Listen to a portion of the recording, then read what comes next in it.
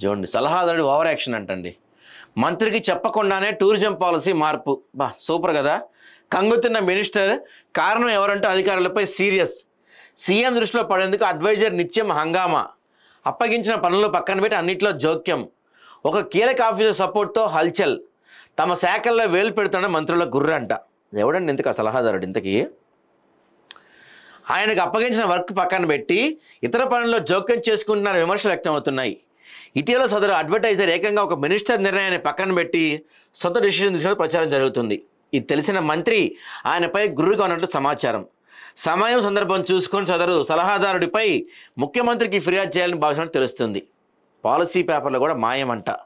రాష్ట్రంలో పర్యాటక రంగాన్ని ప్రోత్సహించేందుకు కొత్త టూరిజం పాలసీ తీసుకొచ్చారు. సో పాలసీ తయారు చేసే బాధ్యతలను సీఎం రేవంత్ రెడ్డి ఒక మినిస్టర్కి అప్పగించారు.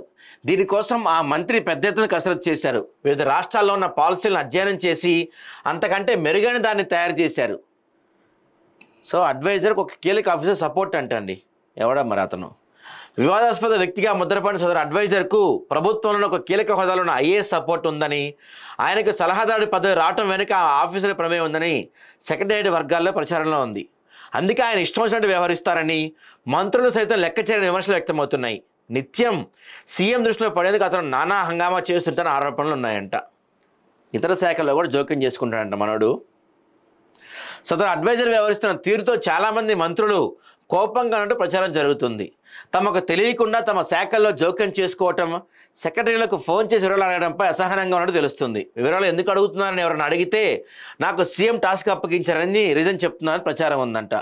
నిజంగా సీఎం బాధ్యత అప్పగించారా లేక అడ్వైజర్ అతి చేస్తున్నారా అనే ప్రశ్నలు సెక్రటేరియట్ వర్గాలు తలెత్తున్నాయి. నిజంగా సీఎం అప్పగించుంటాడా? డౌటే నాకైతే.